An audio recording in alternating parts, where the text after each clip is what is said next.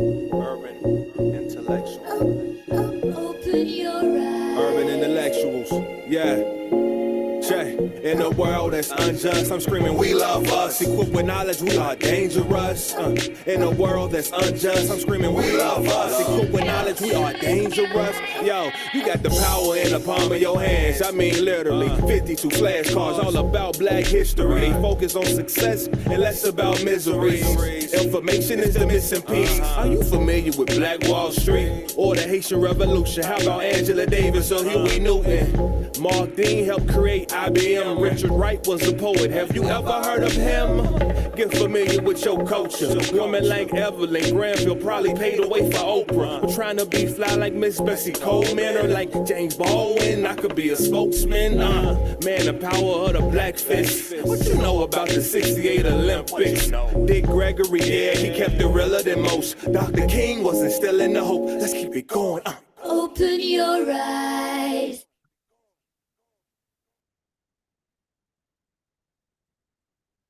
All right, all right. Open your eyes and get on camera, Freddie. How about that? That'll work as well. All right, how y'all doing today? Welcome to Sunday Dinner. Appreciate y'all showing up and being on time. Sorry for being a little bit tardy to the party, as they say.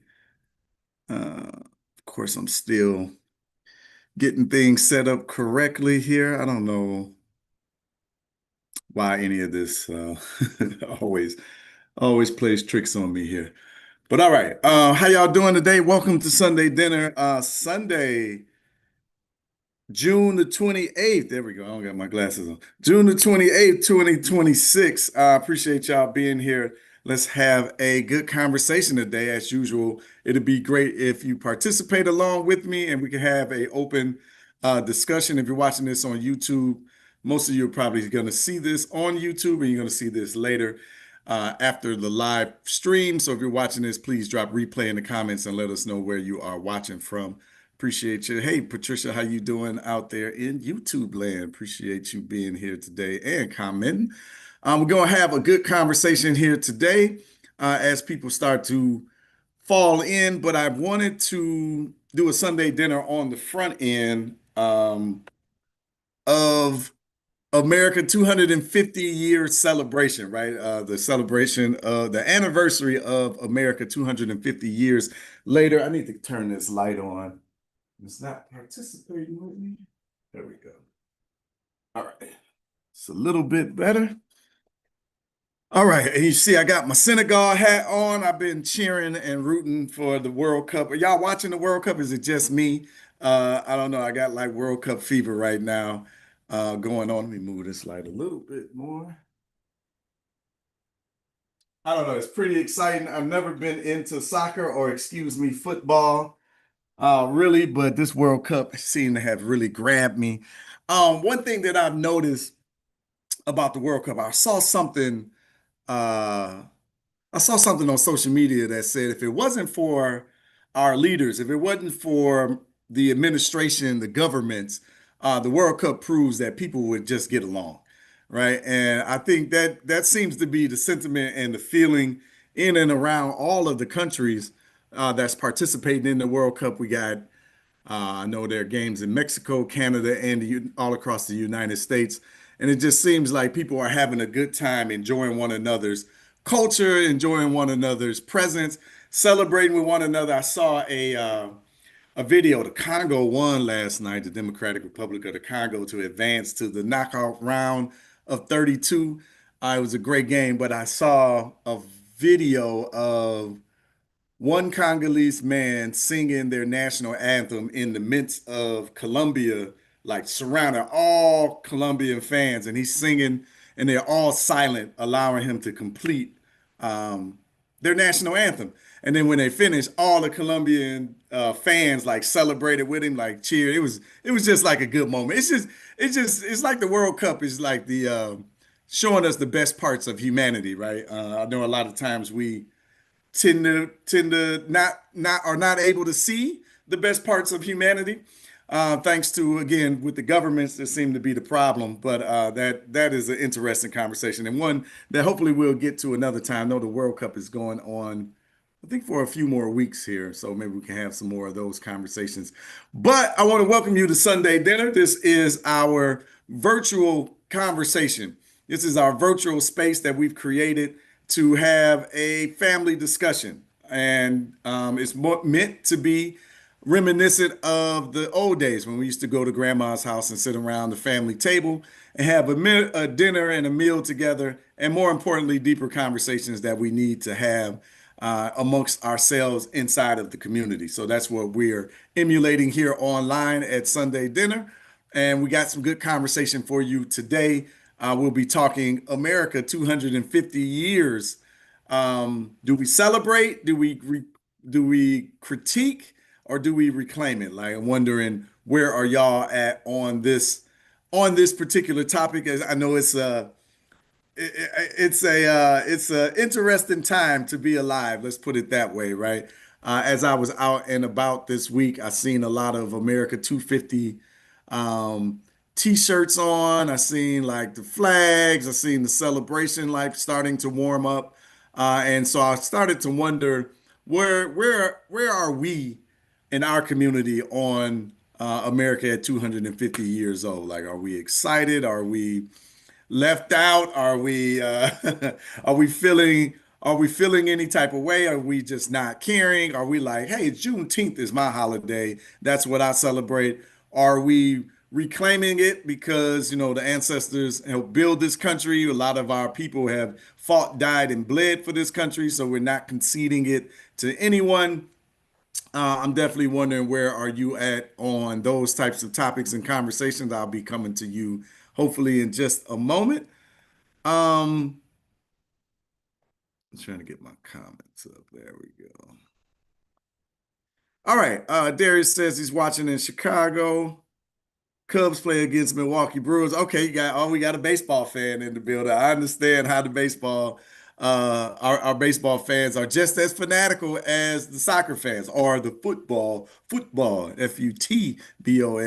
fans as well. So I appreciate you, Darius, giving us some of your attention here today. Hopefully we can have a worthy enough conversation to go along with you. Y'all let me know in the comments, where are you watching from as well. Where do you want to be, right? I guess I want to ask that question too. I want to softball that out there, but I'm wondering. Oh, okay. Let me do a little bit of the housekeeping notes. Shout out to everybody that's watching on YouTube. If you are aware, y'all been paying attention to what's going on around Urban Intellectuals. We are launching our Sankofa Sundays, right? So every Sunday we'll have some commentary, some shows for you, some engagement, some episodes coming to you Sunday at 3 p.m. Eastern Standard Time every single Sunday. So we're doing something a little bit differently. It won't just be our Sunday dinner engagements, but every Sunday at 3 p.m. we'll be live. More 3 Sundays out of the month on YouTube, and then one Sunday out of the month it'll be Sankofa dinner. So our lineup is the Sankofa Report, the first Sundays of the month at 3 p.m. Eastern Standard Time. You can catch it on our YouTube channel. So if y'all watching on YouTube, hopefully you're already subscribed. And if you're not, make sure that you jump over to our YouTube channel and subscribe there. But the Sankofa Report will be on the first Sundays. That is our current events discussions through the lens of history. So we'll be talking current events and giving a historical filter to it, because things that are happening right now are echoes of the past, right? It's not something that's happened in isolation. So we're going to give context to these stories through these conversations. And then the second Sunday of the month at 3 p.m. Eastern Standard Time on Sunday will be Sankofa questions. So these are deeper historical questions that we have, that we typically sit around and ponder with, but no one has ever gone down the rabbit hole and really explained these things to you. So we'll be doing that every Sunday, 3 p.m. Eastern Standard Time. And then on the third Sundays will be our Sankofa stories. So this is our nod to historical fiction. I am into historical fiction. I really enjoy it. So it's something that I wanted to make sure that we tried to implement here. I think through fiction we can have a lot of the conversations that aren't easy to have in reality. So sometimes putting it in the story is a good way to articulate certain points. So we'll be doing that as well. If you are on our Sankofa universe, you've got the sneak peek into our historical fiction. So don't tell nobody. That was just for y'all to get a sneak peek to see what's coming. And then the fourth Sunday of every month will be this show here, Sankofa Sunday Dinner, and that's how we'll rock. That's how we'll rock the month. If there's a fifth Sunday in the month, we'll have something special for you. I'll just kind of leave that out for now. But it's not. It doesn't happen very often, so we'll have some special programming for you. But every Sunday at 3 p.m. Eastern Standard Time, you can log in to our YouTube channel, and you can definitely catch the action and the conversation as we continue to grow and build this space. We officially start next week, right? So that's July 5th, I believe it is, will be our first Sunday dinner. You're going to want to make sure, no, excuse me, our first Sunday show, our first Sankofa Sunday. I'm getting tongue-tied trying to get all of this out.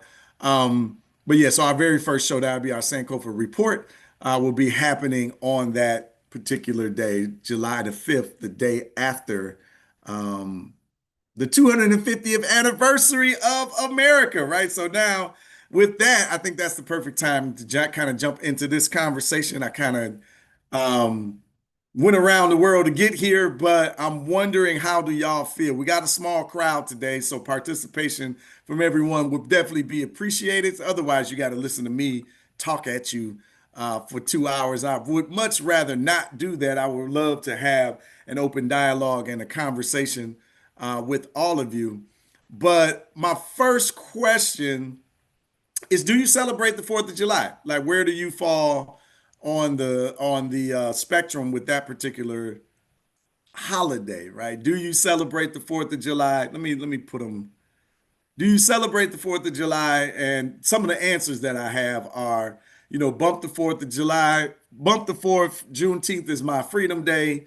Or B, my ancestors built this country. This is my country too. I'll celebrate what I want. Or you celebrate both of them, right? I celebrate Juneteenth and the 4th of July, but for different reasons. Or I don't celebrate either one of them. I'm wrestling with what freedom really means in this particular time and era. How about that? Anybody, you can raise your Zoom hand, you can jump in the conversation. We got a small crowd. You could just unmute. I believe you can unmute if somebody let me know if you can unmute, or is that a thing, or do I need to make that a thing? Let's see, mute all. Yeah, you All can right. unmute. Okay, great, great. All right, so you can unmute and dive into the conversation. Do you celebrate the 4th, or is this just not for you? Are you like, you're one of the Juneteenth purists? All people weren't free on the 4th, so therefore I don't celebrate either or are you of the mindset that, hey, my people bled and died for this country in many more ways, not just through the period of enslavement, but through the wars the country has started throughout the centuries. Black folks have always been at the forefront of them as well. Um, Shoot, bleeding in these economic streets, right? Just surviving the day to day and the month to month grind of America. They call it the American tax. That's something that I'm learning as I start to ponder more and more seriously leaving the country, or I wouldn't say leaving the country, living outside the borders of the country, right? I think that's a softer way to put it, right? But it's something that's definitely on my mind, is living outside of the boundaries of America, and getting a different perspective. That's kind of what I am interested in. But I'm wondering, what says you in these times. Patricia says, no, I haven't celebrated the 4th in years. I really don't think it's a day for us to celebrate. Ooh, Patricia, please expound a bit on that. Why don't you think that it's a day for us to celebrate? And y'all know how it is when you're hosting a show, right? Like, I gotta play dumb sometimes, right? So don't don't do me like, come on, Freddie, you know what I'm talking about. I might know what you're talking about, but I need you to explain it.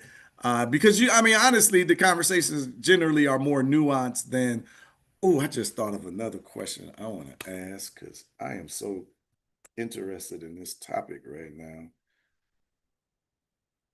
I know y'all know we be here for the benefit of the group, but I like to get my questions answered too, or my thoughts I'd like to hear y'all on some of these subjects. Okay, I'll save that one. But yeah, okay. Okay, so she says, let's see. Patricia says, I just recently heard about Juneteenth during COVID. It was never mentioned in my family. Oh, so do you feel kind of slighted that this conversation has been left out? That's my assumption again, Patricia. Um, that conversation has been left out of your family or your discussion. Diane says, I have ancestors who fought in the War of Independence. Yes, I celebrate the 4th. To me, celebrating the 4th does not eliminate celebrating Juneteenth. Okay, so it's not an either or thing for Diane. Oh man, I'm supposed to be recording. All right, they leave me alone to my devices, y'all, and I just probably need to let that run as soon as I get on. So okay, yeah, I agree though. I don't think that it's an either or thing as well, Diane. So I definitely agree with that. Patricia, I feel your pain in not really knowing about Juneteenth. People have been celebrating, so that has been a thing. Tony says, I come in the spirit of Frederick Douglass. I'll celebrate the 4th when they rewrite the Constitution, and we know that ain't happening. I hear that, Tony. We know that ain't happening. So what I believe you're referring to, what does the 4th mean to us? Or I'm botching that. I got to look that up. Frederick Douglass.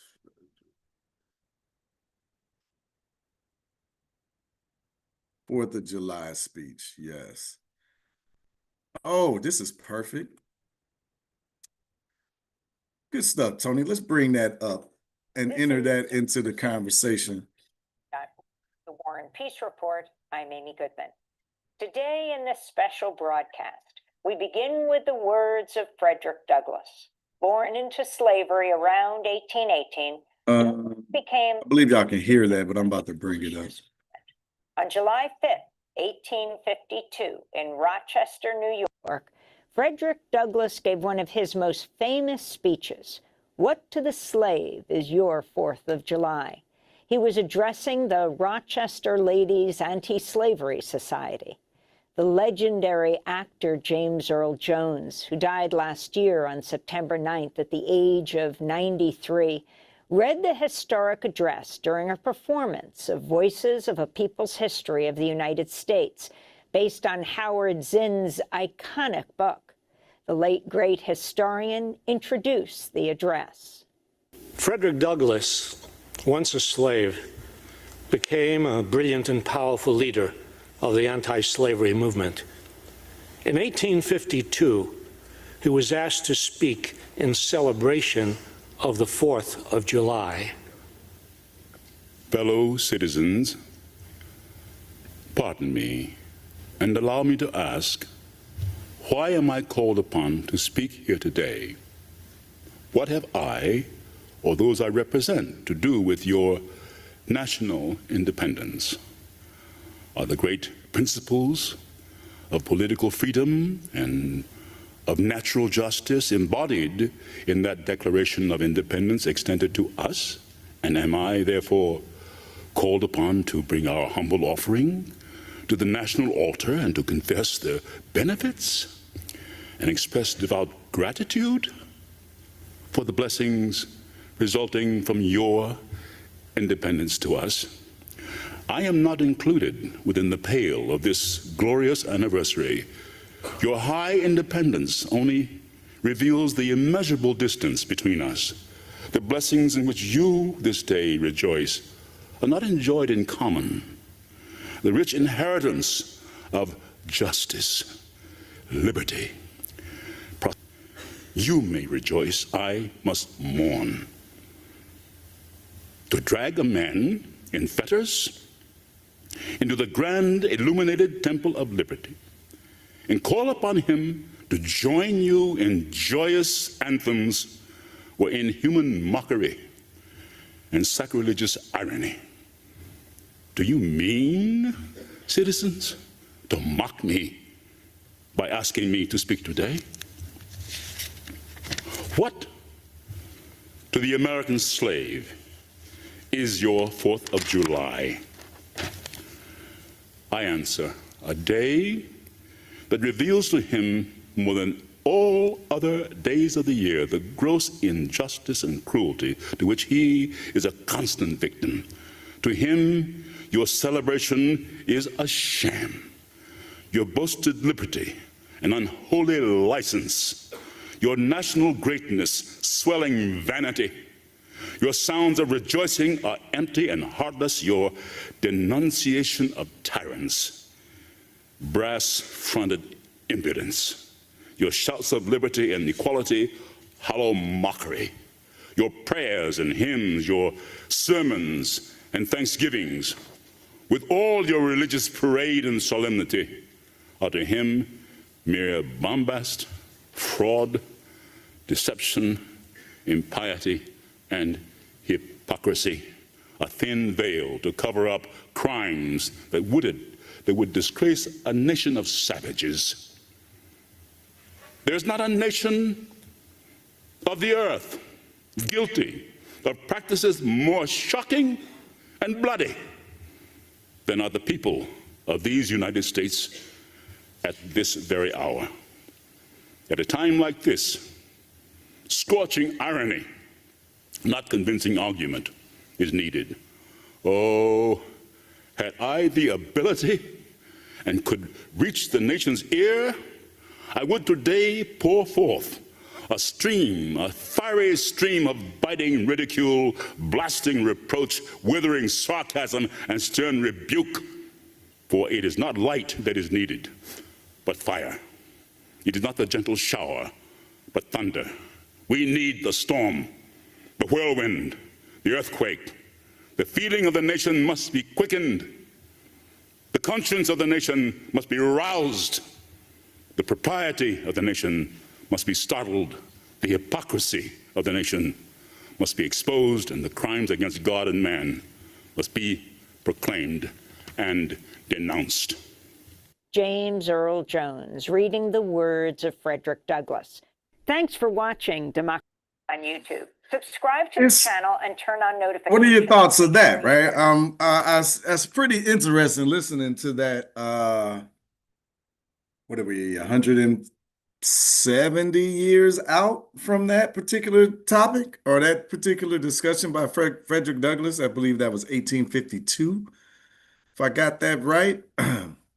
1850s, before so-called emancipation happened, and then they asked him to come out and speak on Independence Day on the 4th of July. Like this, I kind of, sometimes you got to giggle. You got to giggle at some of this stuff, right? But you ask a formerly enslaved individual whose people are still enslaved to speak on Freedom Day. And like the hypocrisy is, comical at the very least, right? I mean, dreadful at the most. But that's something different, right? I don't think I've ever really thought about it under that lens. That I don't think I realized that it was in the 1850s that he delivered that particular talk. Not that 1860s or 70s would have been much better, but it's unbelievable some of the things that this country has done. So what are your thoughts? Let's see. Oh, I got that. Okay, I fully appreciate Frederick Douglass' speech and perspective. All right, I love that. We got some commentary happening on YouTube. Let's see. Frederick Douglass' speech resonated with me more clearly. He was very bold in his stance. To me, that was a powerful speech, especially during the time. Yeah, you got to think about that time period, right? It was bold and unapologetic. Yeah, man, it definitely was. Even today, right? Think about someone delivering a message like that today. I think a lot of us would be like, ooh, wow.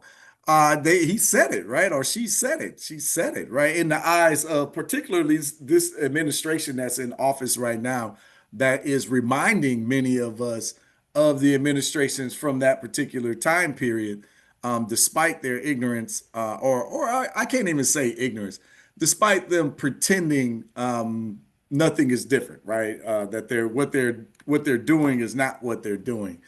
And I think that I think that the Trump administration, all right, here's a good conversation piece. I'm gonna make y'all talk to me today. I think the Trump administration is perfect for the 250. Don't misunderstand me. I'm not saying the Trump administration is perfect, and I'm not here for I'm not here for anything that this administration is pulling off currently. But I think it's a perfect mirror. Yeah, I think the Trump administration is a perfect mirror being put up to this country and the world for what you really have been for 250 years, right? Not just during the last 2 years. Lord, it hasn't even been 2 years of him being in office again, right? But instead of just being the last 2 years, this is really reflective of the last 200, 250 years, or at least of what it feels like to the Black and so-called African American culture. And okay, I would like to keep that conversation going in your mind. Um, no, I'm not going to pivot there just yet. I'm going to stay here. But yeah, I just think it's a really good time to have these types of discussions, right? Like, what has America been to us for the last 250 years? And I respect the people who are saying, nah, my ancestors fought and died. I'm definitely going to celebrate. I'm going to enjoy all the fruits of the benefit of what America does bring, in spite of some of the atrocities that she brings as well. All right, Diane, come on into the discussion. There we go. All right, we got our first participant. Let's see. Okay. So I'm the one who said my ancestors, after doing research, learned my ancestors actually participated in the War of Independence. However, I have done so much research since then. And I'm like you, I love historical fiction, but I can't get myself out of history books right now at all. And I was very fortunate. I live in Philadelphia. And for Juneteenth, in Philadelphia, Juneteenth was the start of the 250th celebration Hmm, and we're celebrating through the 4th of July. yeah. Juneteenth, they actually had Nicole, oh goodness, Nicole Hannah Jones speak at Independence Hall. Hmm, And this is exactly what she was talking about, this whole exposure that the Trump administration has made of what the US really has been. And I have to say that that's been illuminating to me. And as I talk to my friends outside the US, they're like, finally, you get it, because we've seen it all along. right, right. Yeah, it's like I think traveling abroad, as they say, is like the biggest eye opener because you get to Illuminating. Yes, yeah, you really get to see it from the lens of the other people, and they're just like, yes. what the hell is going on over there? Like, what are y'all doing? And it's like, And then I think we are. How do we present ourselves one way mhm, and we're not following through? And that's where Nicole Hannah Jones was. She even started out by saying at first, well, welcome to the erosion of democracy. And then she said, no, welcome to autocracy, mm, where we mm, are. So I do, as I said, as I wrote, I do still acknowledge the 4th of July because of my ancestors. But I know the truth of where we are. yeah, And we are not living up to the Constitution. We're not living up to the promise. at all, at all. Well said. Appreciate you coming into the discussion. Thanks for the opportunity. Yeah, no problem, no problem. Um, yeah, I mean, and if you really think about it, from the very first letter, well, from the very first Federalist Papers, if you really go into the history, right, before the Constitution, it was just totally built on hypocrisy, right? And from the very beginning, you're talking about freedom for all, and you're literally holding people in in chains, right? You're literally stealing their labor, stealing their lives, stealing their children, selling them off as cattle.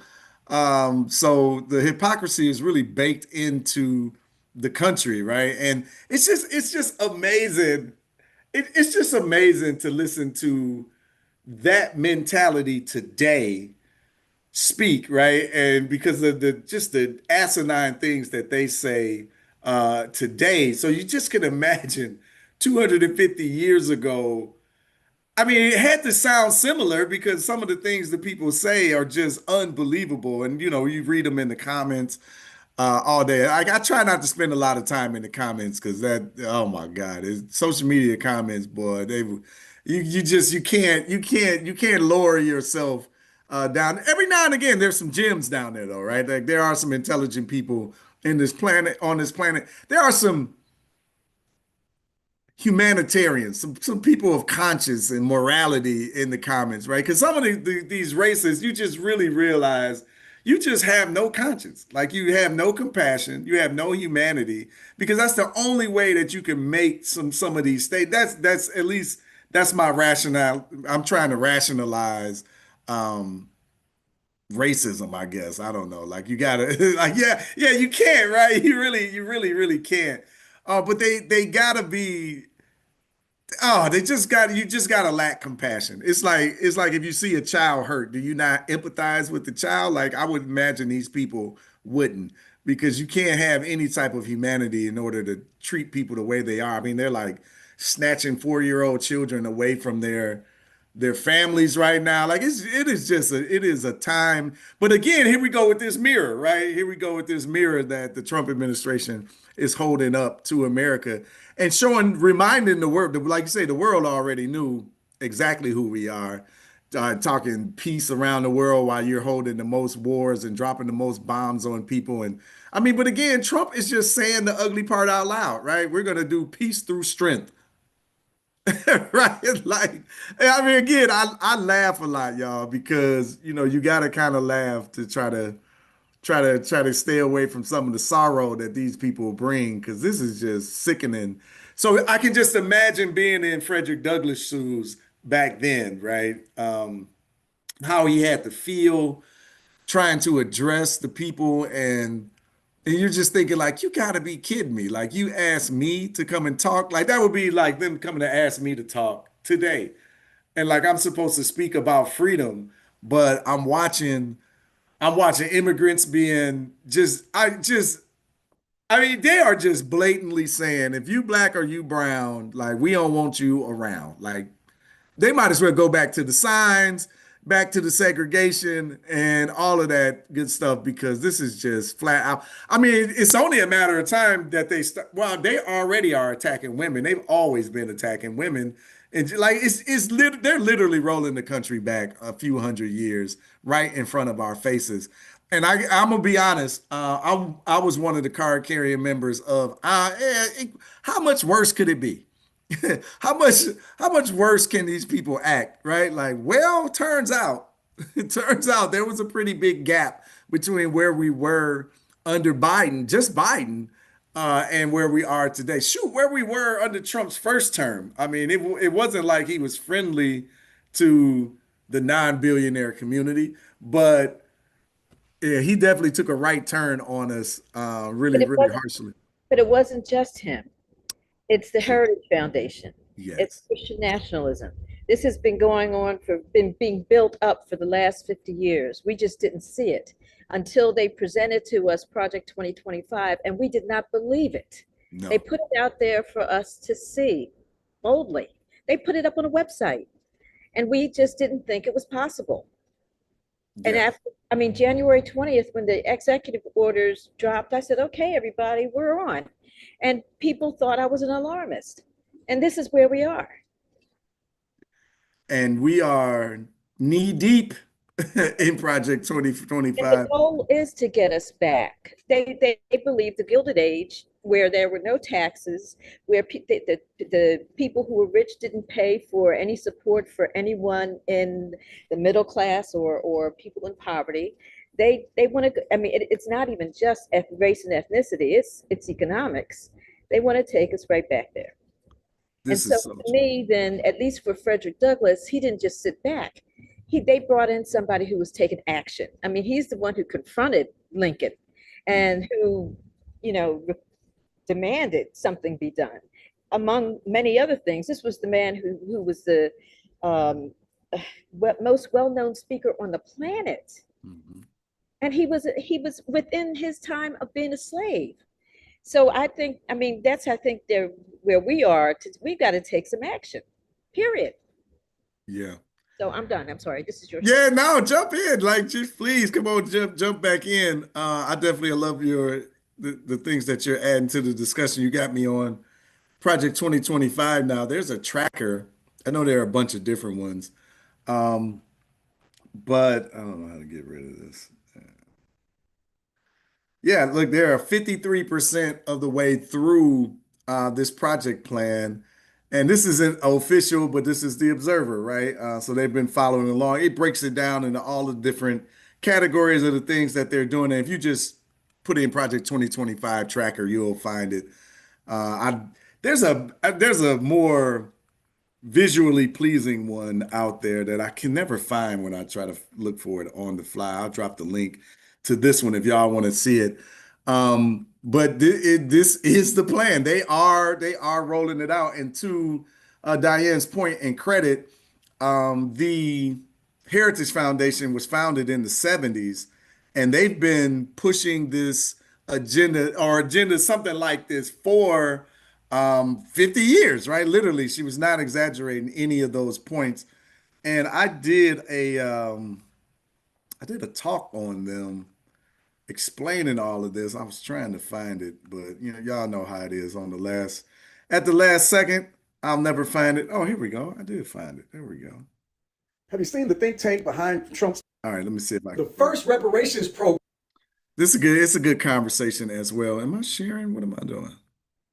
Oh, I am sharing my screen. American race. They tried to. I saw it. Patrice Lumumba lives. Find it. Anyway, this is our YouTube page, y'all. If y'all not on it, we are actively promoting daily content on our YouTube page finally. So, but I talked about the think tank behind Trump's Project 2025 plan, the Heritage Foundation. Have you seen the think tank behind Trump's Project 2025 plan? Let me change my shirt and let's have a conversation. Project 2025 didn't come out of nowhere, good people. And if you want to understand what is happening right now, you have to really understand the Heritage Foundation. Because this is not just a think tank. This is not just a group of people writing policy papers. This is an institution that has spent decades building conservative blueprints for how to take power, staff government, reshape agencies, and move the country to the right. The Heritage Foundation was founded in the 1970s, and by the Reagan era, it had become one of the most influential conservative policy organizations in America. One of its biggest tools was something that they call Mandate for Leadership. This was not just a book. This was a governing manual. It was a plan, a playbook, a list of policy proposals that told conservative presidents, here's what to cut, here's what to change, here's who to appoint, here's how to move fast. Ronald Reagan used ideas from it. Republican administrations after him used ideas from it. And then came Project 2025. Project 2025 is basically a modern mandate for leadership on steroids. And your boy picked it up wholeheartedly. It is nearly 1,000 pages of plan for how a future conservative administration could remake the federal government.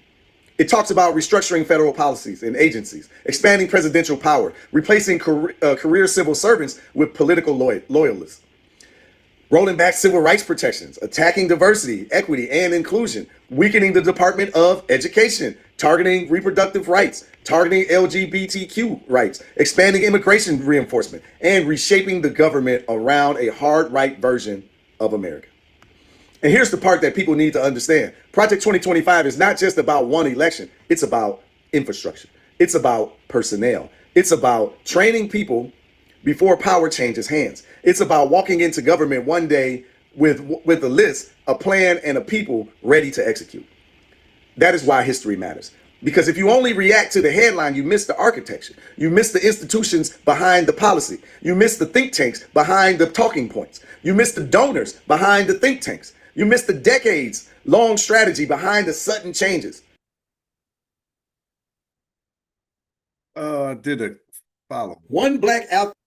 Have you seen the think tank behind Trump's Project 2025 plan?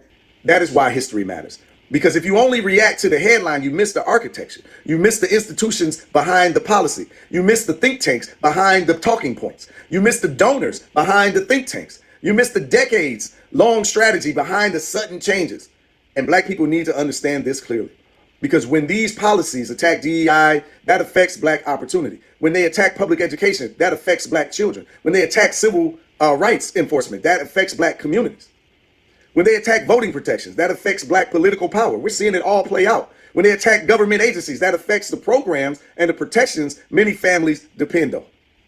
And when they rewrite history, attack curriculum, and call the truth woke, that affects how our children understand themselves. So no, Project 2025 is not just a policy document. It's a battle plan. And the Heritage Foundation helped build it. Now, whether politicians claim it publicly or try to distance themselves from it, when it becomes unpopular, the ideas are already moving, and you see them. The people are already connected. The agenda is already written. And that is why we cannot afford to be historically illiterate. Our people need context. Our families need political education. Our children need to understand how power actually works. Because power is not just in the White House. Power is also in the think tanks. Power is in the courts. Power is in the donor networks. Power is in the school boards. Power is in the policy books. The agencies appointed. The language. The long game. This is where power is. And this is why urban intellectuals must be defended, because we do not just teach memes and dates. We teach the systems. We teach the strategy. We teach the history behind the policies, the courts, the institutions, the playbooks being used against our people. We're calling on 1,000 defenders of Black history. We're asking our defenders to contribute $100 or more. Your $100 gives you 100 days of access to our Black history classes for adults or children. All contributions are welcome. All contributions are welcome. Give more if you move to, give less if that's what you can do. We'll invite you to our private Juneteenth event for donors only, but do not sit on the sidelines while Black history, Black education, Black political power are all under attack. Help us defend urban intellectuals, protect Black history, and protect this mission. Go to urbanintellectuals.com/defend, or go to the link in our bio to grab more information, or comment the word defend and we'll send you some information, because Project 2025 did not come out of nowhere. And if we do not study the playbook, we will keep getting played by it. Till next time, good people, love, peace, and power to the people. So that think tank conversation is big, but in that little talk, right, I talked about the Heritage Foundation, that mandate for leadership. But they talked about training the people before power changes hands. And like this is like that little nuance is really what frightens me, because I guess it shouldn't be just that little nuance, but when Trump is gone, when this administration is gone, and you assume that the next administration is going to get in, they're going to dismantle some of the stuff. They're going to put, different policies in place, this, and that. But they're working hard to replace the people in there, right? So training people before before power changes hands, because all of these people are going to be assigned around in our local politics, our statewide politics, and in the federal government administration, but they still got the ideology inside of them, right? So within the bounds of the new policy, or within the bounds of the new plan, unless all of these people are also removed out, you still get the wheels of this 2025 plan moving forward. I think like that's really dangerous. And I think the nuance of it all is really something that we as a community or as a country struggle with, right? Because Trump's dropping all of these bombs and all these big things are happening every single day, but we're not paying attention to what's really happening in the shadows. And then in the next 2 to 3 years, you move forward, something else, all these other big things occur. Do you ever really come back and pay attention to these things that are happening in the shadows, these people that have been assigned into these places, even inside of the administrative organizations, not necessarily like people who run for public office that have to be voted in, people who are assigned in, like these judges I believe these judges are on our radar, but there are so many more positions that are smaller, like, the school boards and municipalities, and like all of these smaller positions that have the people that got this particular mentality inside them that'll still be in positions of power, which could create more confusion and problems in the future. So I think we definitely have to be diligent. We definitely have to continue to pay attention. but he's definitely making it difficult with all of this madness that he's pushing. Shelley says, oh, okay, wait. Diane says, I agree the Heritage Foundation plan for the long haul, right? What has been destroyed would not easily return with the next administration. Repair would take generations, especially our global relationships. Our old allies no longer trust us. Hey, how could they, right? Whew, how could they? Because he's turned their back on everyone. Um, and maybe some for good, maybe some for bad, but geez, it is unbelievable some of the things that this guy is doing. Shelly says, I'm camera shy today, but very happy to join the conversation. Responding to your initial question, as a kid, I celebrated Juneteenth for years, performing in my city's parade and other related events. I was clear about the meaning of Juneteenth. As for the fourth, I love three things: family, food, and fireworks. The three F's, right? As an adult, I'm just happy for the day off and haven't celebrated in years. Unfortunately, the fourth never produced thoughts of my ancestors or current freedoms. Those entities were never a component of the 4th of July for my friends, family, or community. Thank you, Freddie, for bringing this topic to Sunday dinner. Excellent. All right. Glad you appreciate it. Diane says our old allies are planning for a democratic world without us, without the U.S. Yes, they are. They are moving forward. We're moving backwards. And apparently, we think we can just bomb our way into freedom, right? But I think what's happening in Iran is kind of showing us that, just because you're Goliath doesn't mean that you're going to win the fight. But that doesn't seem to be the mentality of the current administration. And it's interesting listening to them explain away or try to explain away what's happening on that forefront. But the rest of the world is definitely moving forward, and they're just saying, "Oh, okay, America is stuck behind. We're going to start to build coalitions so that we can continue to operate without them," which is, personally another reason I'm interested in seeing the world from outside of the country and potentially, well, not potentially, moving outside of the country so that I can experience it in a totally different way. Okay, all right. But yeah, let me know your thoughts on any of that. If you're on YouTube, we appreciate y'all chiming in as well. Right, okay, the mirror, George. Yeah, okay, I see that. LD says the 47 totally denied knowledge of Project 2025 when asked about it during the 2024 election season. Yeah, he totally did. But he's a pathological liar. That's one thing that we've learned. If we didn't already know it, he is definitely a pathological liar, and everyone in that administration. It's just amazing to me that they have any support at all. But hey, when actual policy and actual benefit to the American people is not really at the forefront of what you're pushing, I guess you will believe anything, right? Because it just seems like they want to go back to 1776. All right, yeah, 1776. It's clear with their immigration policy. I was just watching something um, that said they just basically let no black and brown people into the country, but they've let thousands of white South Africans, Afrikaners, I think that's what they're calling themselves these days. Oh, this is a good tie-in because I've been wanting to ask this question. Yeah, let's put a.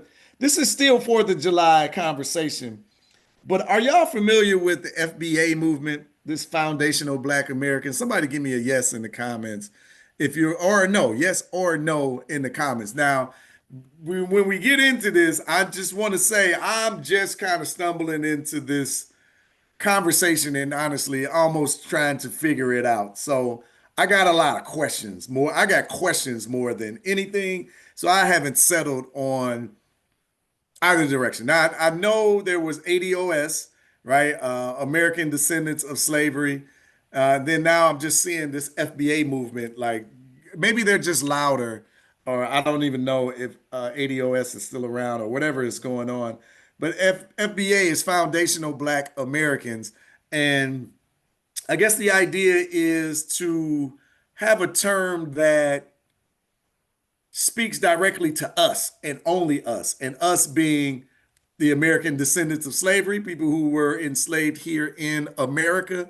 And FBA is foundational Black Americans who are foundational to the founding of the country. That's kind of my understanding. I've dwindled off into the fringes a bit. And I don't know if that's fringe or not because I have yet to figure out really what's foundational to the foundational Black American movement, right? But I hear some people say that we are indigenous to this land, and that's what they're unifying under. We're indigenous to the Americas, by the way, if you're keeping score at home. And that's really where the foundational conversation comes from. I hear we're foundational to the founding of the country. So we've been here since before 1776, right? 1619, 1526, or whatever, however you want to chime in on that conversation.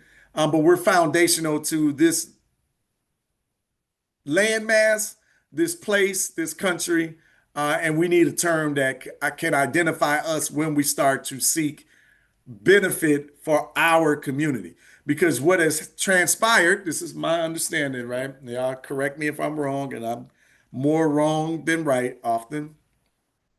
As soon as we start to fight for rights within our community, other communities attach themselves to our movement and don't necessarily identify with us, but leech the benefits off of it and then separate themselves when it comes time to fight for our communities.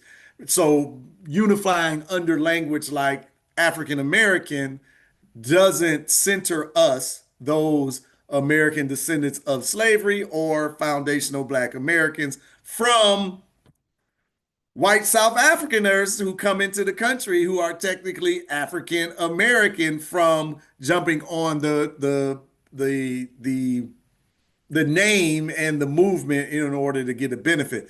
And I use the white South Africaners because that's more polarizing, right? But even people from Senegal, right, moving to America, becoming citizens, and then and not even technically being, but actually being African Americans. And jumping in on those conversations and those rights, or not unifying under the term Black because that's vague, that's not like politically driven, and there's a lot to it. So I brought that up. I brought that up because the conversation around the white Afrikaners, right? That's what they call themselves, right? So it just kind of reminded me of foundational Black American.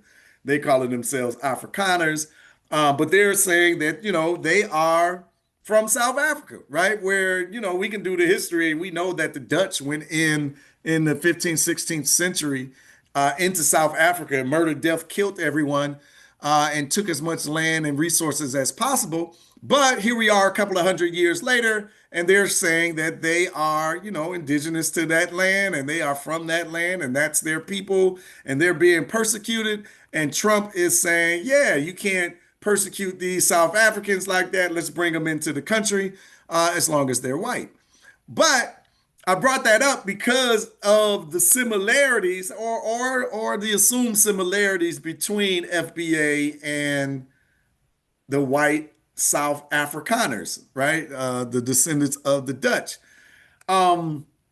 What are y'all thoughts on the FBA movement? I don't know enough. I think I want to have like a Sunday dinner or some sort of conversation with somebody who's deeper into this movement than I am, because I don't feel like I'm qualified to say what it is, right? I can give my opinion from where I'm at today. And I'll tell you, I'm the type of person that once I learn new information, I'm okay with changing my perspective and changing my wording, right? So there's that, right? So I'm not trying to tell you anything. I'm just trying to bring things into your sphere so that hopefully you start to do some additional research and understanding yourself. All right, Diane says, I too am learning FBA. How you have described the movement is also my understanding. Yeah, still learning. It's interesting because you get into these circles and then like a couple of things that I've noticed, and to be honest with you, why I've dismissed this for so long is how nasty some people are in the community towards other people.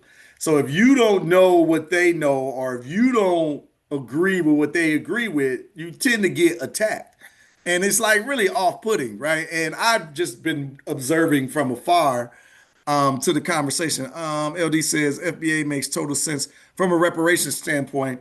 And this is what kind of started to bring me around to the conversation, because like if we're going to get serious about reparations, if we're going to get serious about repair in this country, we got to kind of close the ranks, right? Because you can't be talking about reparations and then somebody from Grenada looks like us, and can identify in some ways, is trying to get in on the conversation or is speaking for the movement, right? And I believe that Africans in the diaspora deserve reparations, but you got to go get reparations from the country that harmed you, right? Now, there's crossover because there are Jamaican Americans that's been here in this country, and like a lot, like it is definitely a interesting discussion. Let's see, 100% agree with ADOS FBA because it's lineage to allow us to advocate for what's ours. Yeah, and again, this is what's starting to resonate with me. Like, man, it does make sense. Again, I just hate the nasty attitudes that I've been seeing. And then this conversation, I want to steer the conversation into what do y'all think about the indigenous to the Americas conversation? And let me ask that question. Is that foundational to the foundational Black American or ADOS movement, or is that just some fringe stuff that people are saying? Because Dr. Aden has really kind of destroyed this discussion throughout some of our conversations. I mean, he's destroyed it. If you were at the Juneteenth event last week, was that last week, 2 weeks ago, or whenever it was, right? I mean, he absolutely destroys it again with evidence, though. So when I get in these conversations, I'm like, what is your evidence that we were here and we're indigenous to this land? And of course, the quote, Ivan Van Sertima's book that came before Columbus. They speak about, the Arawak and the Taino being of darker skin complexion in these islands, according to Christopher Columbus notes, and like none of that is patently false, but it doesn't explain the millions of people that are here, and then it doesn't. And then the other piece of evidence is I've never seen a slave ship. Show me a slave ship. How did you know you brought all these people during that time period? I don't believe it, and all of that. And the thing is, like, your feelings don't really trump like actual evidence, right? So I'm kind of curious because it seems like the discussion never gets past being indigenous to this land. Like, I totally buy foundational. We are foundational to this country because from the very beginning we were intricately involved, and this is our fight, our discussion against our empire that wronged us. ADOS, American Descendants of Slavery, totally makes sense to me. I totally get it all. I get the let's carve it out so again we can make this particular fight. But it seems like the fight always devolves into whether we were here originally and we are really the Native American people who have been, oh, our names were changed. That's another one of the evidence arguments for being here. Eric, any of that, right? Any of that stirs some of your thoughts. I would love to hear some of y'all thoughts. I see y'all active on YouTube on this conversation, but I honestly don't know, right? And that's why I like to have the conversations, because sometimes people can point me into a direction where I can actually read some stuff, and like I don't really see any formal anything online about the FBA. I know ADOS has a site and they seem to have some policy. ADOS. But I heard, in the tea leaves, folks are always talking, right? That FBA came out of ADOS for some sort of disagreement, right? And that you know, unfortunately, a lot of times in our movements, there are a lot of egos, right, involved. And if I can't run it, you know, I'm going to start something else. All right, official FBA. All right, I haven't seen this page, so thank you for that. I'm going to read through. I'll make sure that I check that out and see if I can learn more. I know there was an ADOS movement page. Yeah, ADOSfoundation.org. So let me share that as well. And if y'all are just you know, coming into any of this conversation, hey, good luck parsing through trying to find out more. Yeah, I'm very confused about let me see, let me catch up with y'all on YouTube, see what we're saying. Somewhat familiar, FBA makes total sense from a reparation standpoint. That would be great if we can find out more about FBA. I 100% agree. Okay, I think I read that one. It's so complex. Our story is not the same as the Dutch because our ancestors didn't force ourselves into another person's land. I agree with that, Sunshine. Our ancestors were kidnapped and brought here. Yeah. Yes. I do hate the FBA versus ADOS beef because they literally are advocating for the same thing but arguing with each other. Yes, yeah, and it just confuses people from the outside. Now, I can say this. Claude Anderson been talking about this for 50 years, right? He didn't use this language, and I would imagine that whomever started, you know, building the wheels behind this particular movement or these movements had to, I ain't gonna say had to, but must have at some point heard some Dr. Anderson lectures. But he used to say we should form around a term called non-immigrant, right? Because nobody else can attach themselves to that language because we are non-immigrants, right? We were forced into it, as I believe it was Sunshine on YouTube saying that we were forced into this situation. So that would give you a moniker or a name that you can utilize and rally around, and then advocate for what is yours moving forward here in America. And I still think if y'all are just joining us, that we're still on the conversation about America at 250 years old. What does she owe us? I think that's the next part of my discussion, right? Does After 250 years, does America owe Black people a celebration, an apology, a repair bill, or all three? Right. So I kind of think that's where I'm at in my mind. In my mind, that's where I'm at in this conversation. As I pull in other conversations to kind of kick it off. Um, let's see. I'm to learn ADOS. I didn't get as they. Oh, ADOS. I didn't get as they excluded people from the Caribbean. That did not make sense to me. Can anyone shed light on that perspective? Yeah. So from my understanding, Diane, it excludes everyone that's not an American descendant of slavery. American meaning United States descendant of slavery. So that when we go to battle legally and politically with the empire to get our reparations, to get whatever it is that we're trying to do, is centered on the people that are, excuse me, the people that are descended from this particular tragedy and not the ones that were in the Caribbean because they got their own fight. So if you're in Jamaica, you got your own fight with Great Britain, right? That's your battle. You actually have land. You actually have a political structure. You actually have something already. That's the ideology. At least that's my understanding, right? Come on into the combo. So what I see in my own family, my mother's side is Jamaican, and my father's side they were enslaved in the U.S. And my mother's side, they were enslaved in Jamaica. But there was also going back and forth. There were people in my tree who were both in Jamaica and the U.S. And the slave traders were the same people who traded. Jamaica traded, the same families traded to the US. So they traded slaves up and down the eastern seaboard into the Caribbean. I don't understand how you can differentiate. Yeah. Somebody on YouTube said it's very complicated, right? Like, yeah, especially when you get into the nuance, right? Because like if we just painting with broad strokes, that's pretty easy. But I mean, like you said, you're in your family tree. It just using your family tree, it gets complicated.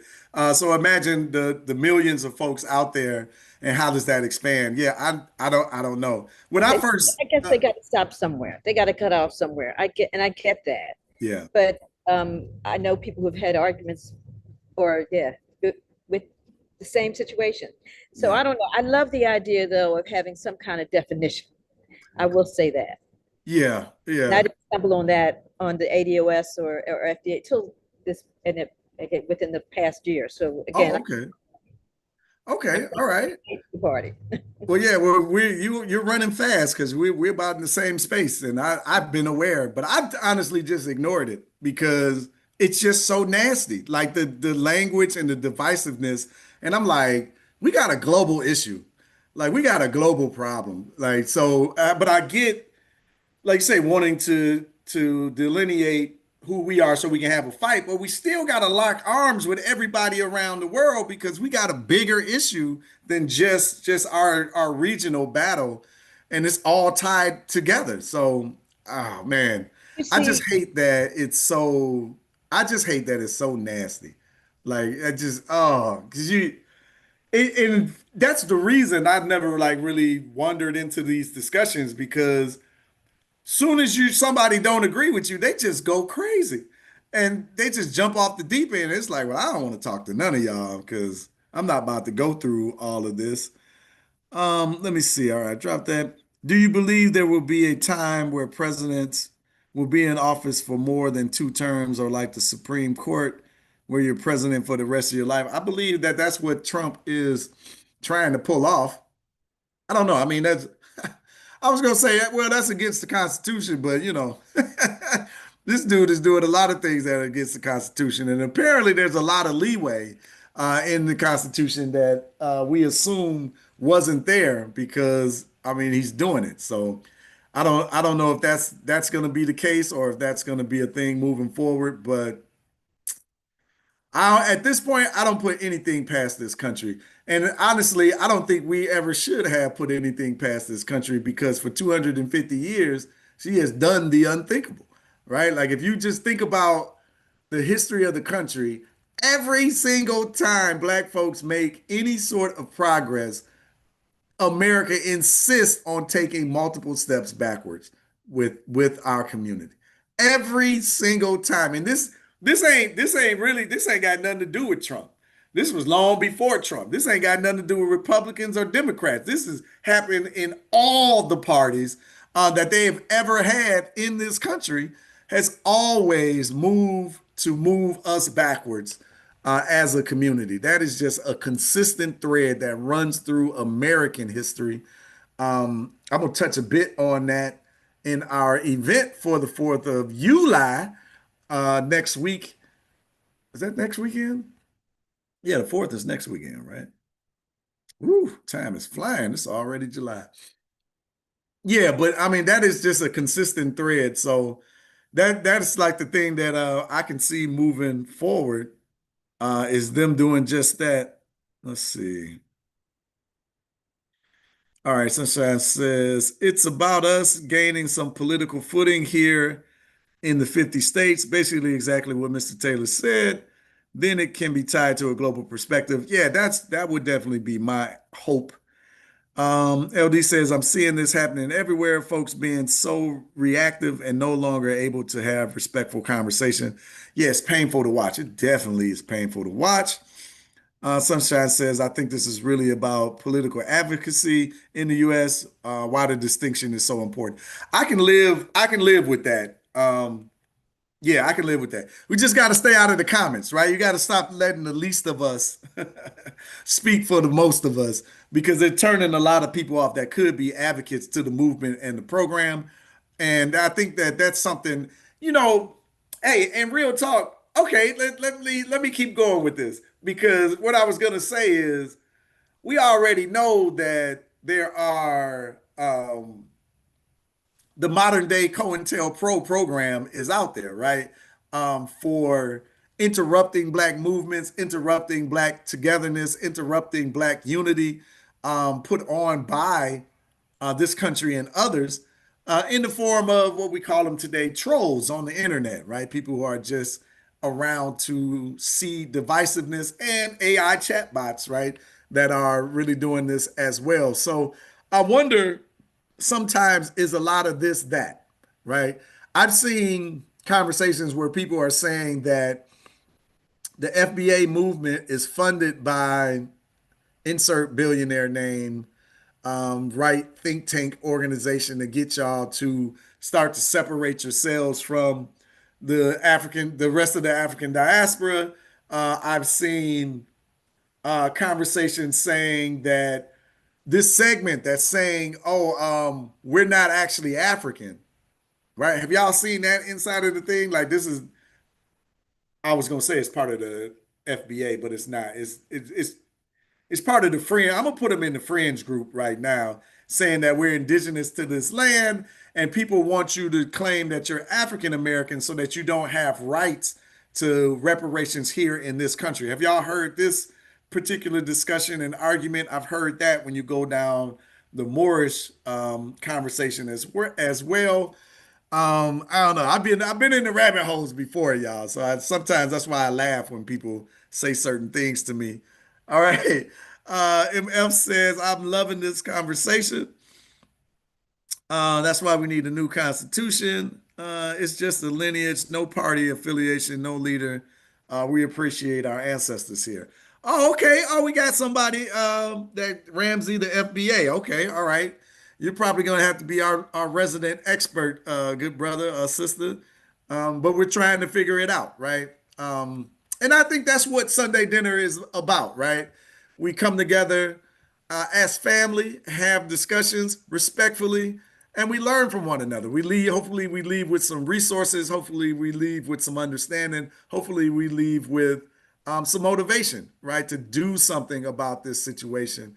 And that's really what, this Sunday dinner table has been about historically in our communities, right? Whether you are in America, whether you're on the continent, whether you're in the islands or you're in Central or South America, coming together with family and having discussions is something that's always been imperative in our communities.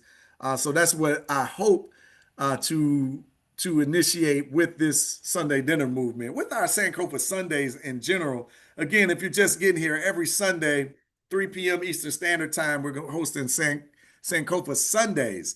And each week, each Sunday, we have a different series. The fourth Sunday is what you're seeing today is our Sunday dinner discussion. First Sundays is the Sankofa Report. Second Sunday is Sankofa Questions. Third Sunday is Sankofa Stories.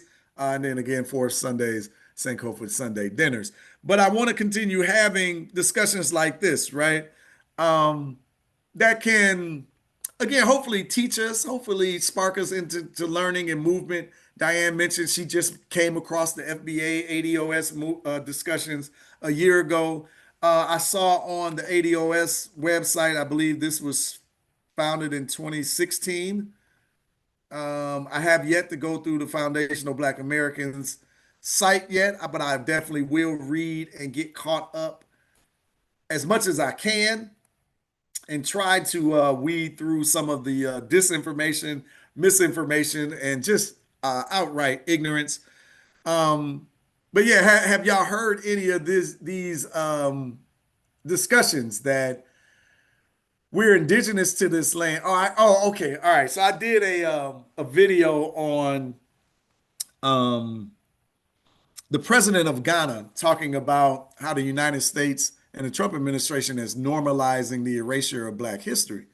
And, there's a lot of mixed feelings, I guess, out there. And people are saying the president of Ghana is just trying to get y'all reparations from Americans. I have no idea what the hell that means. But I've seen people in the FBA movement, or at least claiming to be in that movement, say they're trying to get you to claim that you're African American so that you have no rights to the land in this country and you have no rights to reparations in this country. Am I the only one that have heard that? Am I just too far down in the rabbit hole? Am I in left field? Or am I on it because that's true? What are y'all thoughts about that? Um,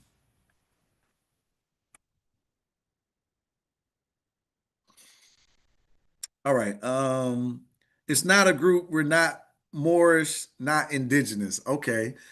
All right. So Ramsey is saying that that is not a thing. So that's a fringe part of the group that is claiming indigenous to this land being associated with the FBA movement. That's what I'm getting from your comment, brother or sister. Sorry for the assumptions, but you know how it is. We're reading comments, but I genuinely want to know. Like, and I think in this modern era, people are just used to folks trolling all the time. And I know I can be like that in the comments. Y'all get in the comments, you say something, I might get a little snippy because I've just been dealing with racists in the comments all day. And you might earnestly be trying to learn something. So when I'm earnestly trying to learn, I oftentimes say that, like, no, I'm trying to figure this out, but I got a million questions.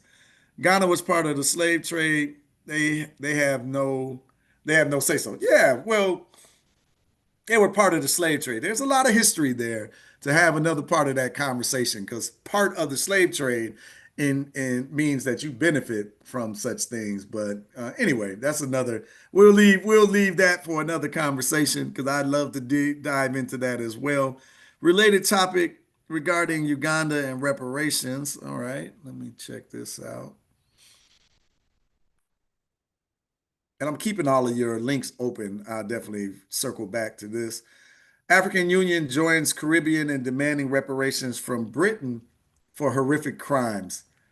Yeah, I definitely think that the African Union and all of these unions should be supporting the reparation movement for the diaspora, right? Come in good faith if you ever want to speak. Yeah, I appreciate that, good brother. Shoot a email to support at urbanintellectuals.com. Just mention this for me. And mention sending it to Freddie. Intellectuals.com. So maybe we can get you on the Zoom, right? And then we can have the live discussion. We can go back and forth and we can go deeper, right? Because we are trying to learn, right? I think we're all here at Urban Intellectuals, we're trying to learn. I'm always trying to grow. I love scholars that say, hey, if you can show me the evidence, I'll change my position, right? So when scholars and PhDs talk like that, it kind of trickled down to me. Like, who am I if I can't continue to learn and develop?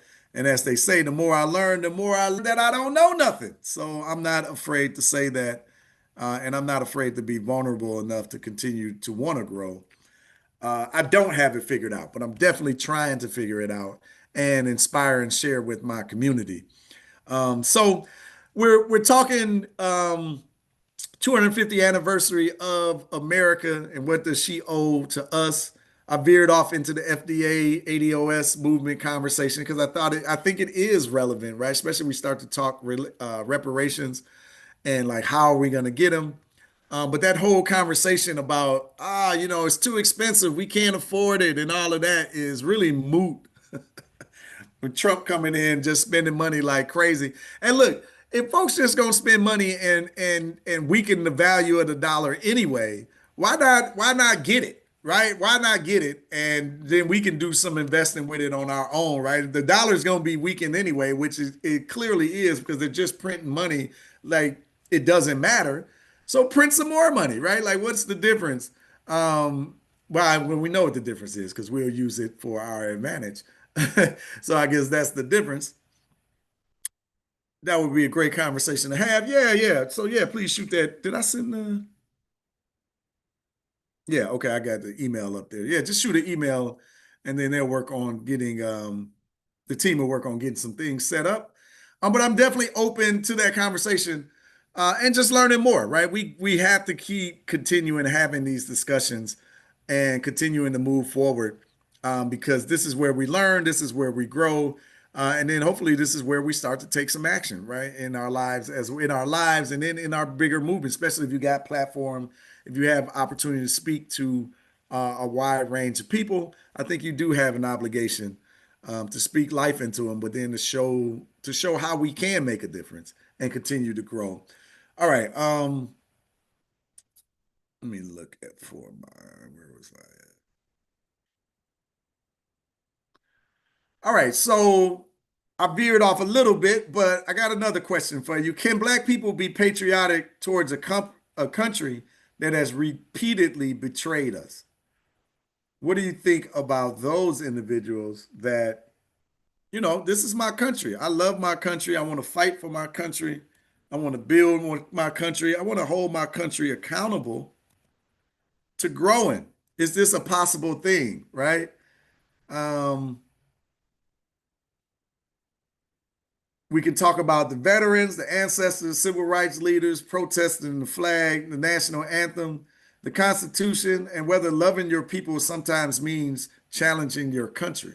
Where are y'all at on any of that? Let me give another question.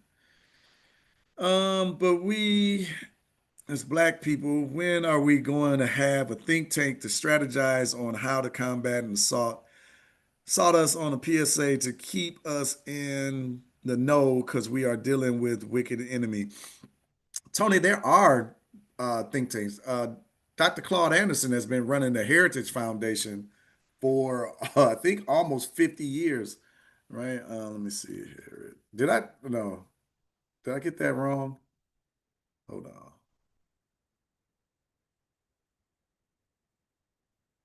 Yeah, I got the Heritage Foundation on my mind. Hold on. What is his called? Anybody know what Dr. Anderson's think tank is called? This is part of the problem, right?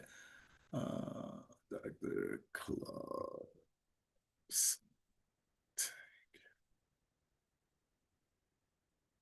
The Harvest Institute. Man, I said that. I got the Heritage Foundation on my brain. We were talking about that earlier today.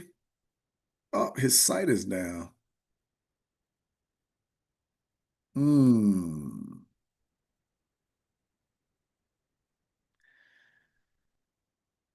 Well, it's called there we go. I don't see much on here though. I wonder is it still in operation? Oh, there we go. All right, so the Harvest Institute is one. There you go. Thank you. Diane, you quick on the draw there. Yeah, okay. Yeah, so but that's I don't know. I like Dr. Anderson, so I'll say that. So I'm biased, right? I don't know. I don't know how people feel about Dr. Anderson. I feel like the man has put his life and his career on the line for the community for decades. Um, so he's not just talking, and he's been doing phenomenal things throughout the community. So I definitely support the brother and his work. I would say, what's the other guy? Oh, I'm drawing a blank. I can see his face. He runs the Power Networking. Uh, what am I thinking about? Power Networking.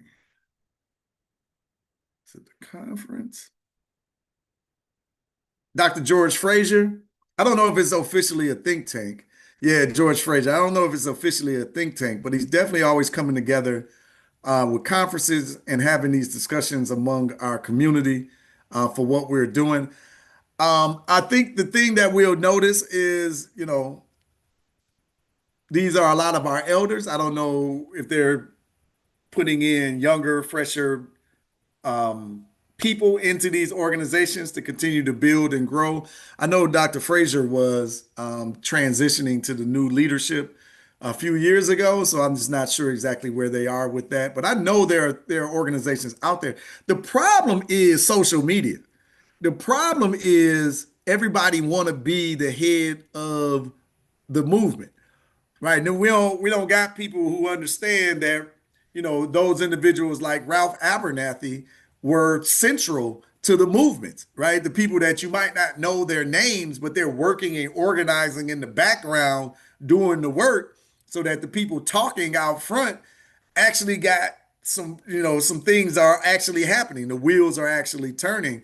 But everybody want to be famous. Everybody want to be the man, right? Or be the woman, rather than support organizations or people that are doing the work. I would also say that the Nation of Islam has been doing the work, right? I know folks get kind of in their feelings when it comes to religion. And it's like, well, if my God ain't the head or my Jesus ain't the head, I don't want to be involved in it. But you peel back that layer and you see probably the most successful Black organized organization ever in this country, in the Nation of Islam. I'm not in the nation. Nope, I'm not in the nation. So I'm not telling you to go join the nation, but I'm just saying, like, if we could bridge the gap between some of the things that they're doing, because a lot of the stuff that we talk about, they've been doing for 70 years, right? They've been teaching their children. They built schooling for their elementaries and junior high. They built colleges. They got businesses. They run a vertically integrated organization from growing the food on farms to trucking, to deliver and transport their foods into the stores and the retail stores that they're selling them directly into their communities around the country. They're practicing group economics. They're uplifting their communities. They're fishing for the dead. They're going into the desolate communities and turning them around. Like, they're doing the work. I don't know. Like I said, I just think that the religion keeps us apart from these conversations.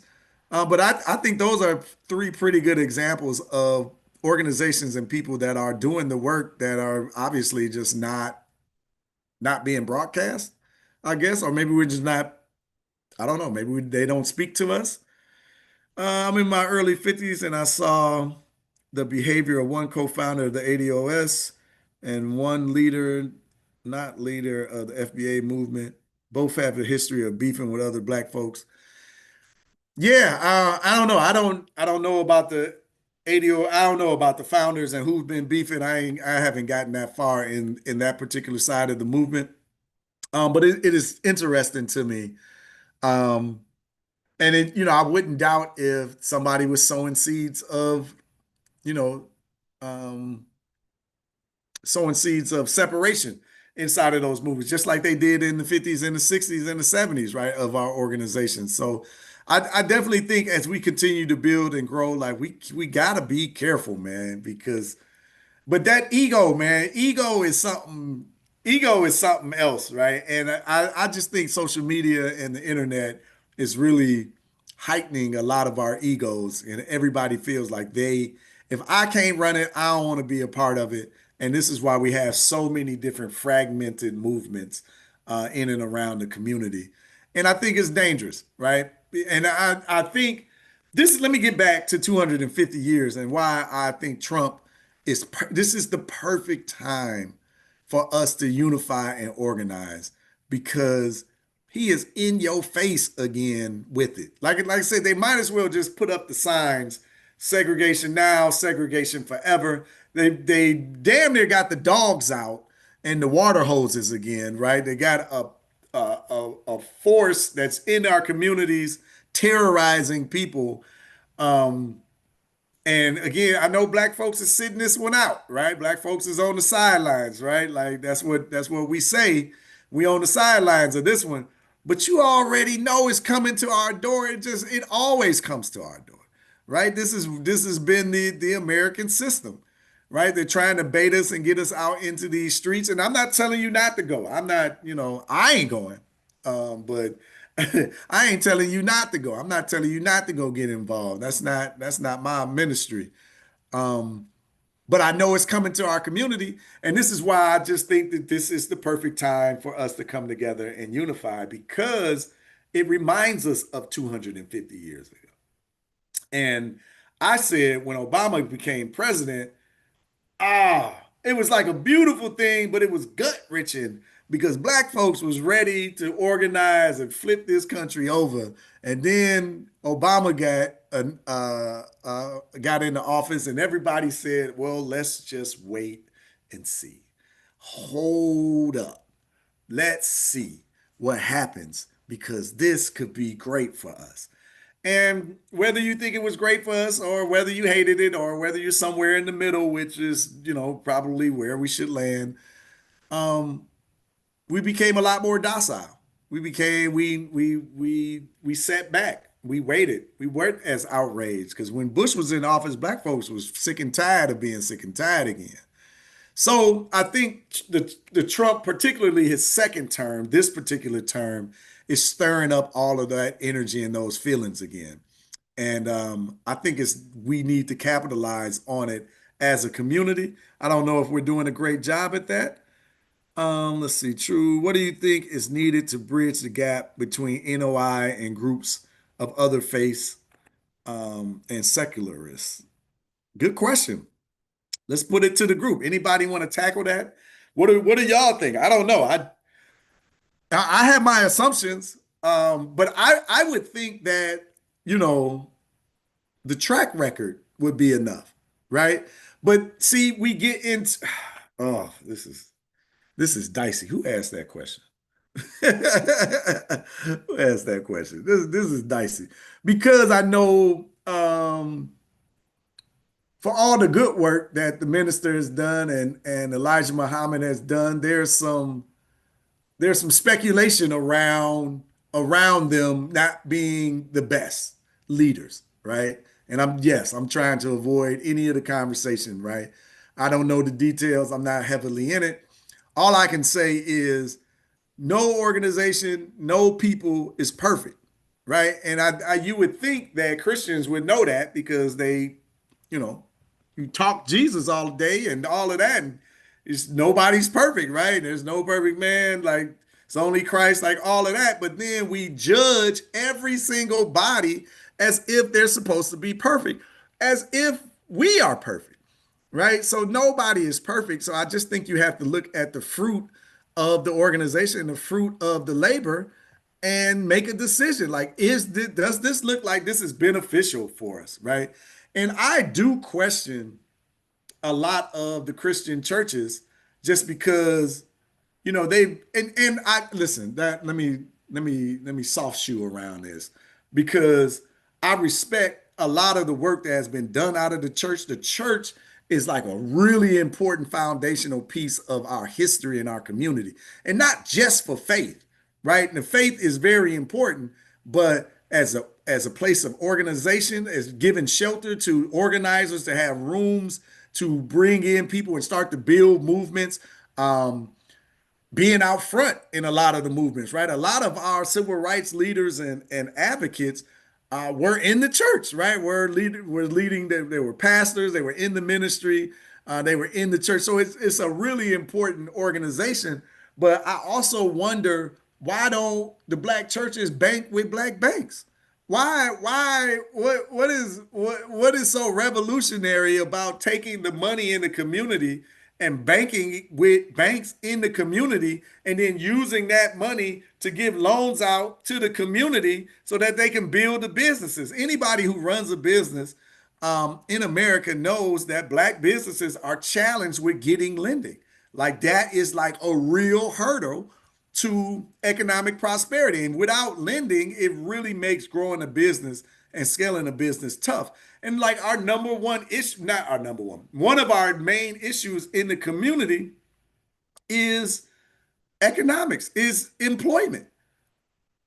But guess what? People hire people that look like them. So if we don't actually run the companies and the businesses in our community because we can't get the loans to build and grow the businesses, how are we ever going to bridge that employment gap?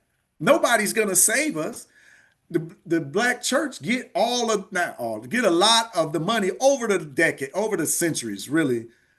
It all just makes sense to me, but for whatever reason, they're not, right? And hopefully there are some and many are doing it, and hopefully that's a growing movement, but I don't understand that. So I just definitely can't understand why other organizations, I mean, why do we got so many different churches in the same community, in the same neighborhood anyway, right? And it just reminds me of the ADOS FBA split, or, you know, beef or whatever it is. They be beefing under the religion, right? Like, oh, I ain't gonna go to that church. I'm gonna start my own church, right? Like I don't understand a lot of the separation. I haven't spent a lot of time trying to figure it out either, so I'll be honest with you on that. Let's see. Focus on the light, not the lamppost. And elder, I like that. Told me many years ago. Yeah. And I love, there's a saying in Buddhism, that Buddhism is a finger pointing at the moon, but instead of following the finger, most people suck it for comfort. Right? That's normally the thing, right? All right. Diane says, I am not affiliated. I just know that that the economic mission is what Enon Baptist in Philly is doing. They are accelerate paying off their mortgage to free up 1.5 million to grant money. To grant money to small black-owned businesses. Accelerated. Yeah, I was like, "Ooh, there's a word I don't know. I'm gonna look that up." Gwen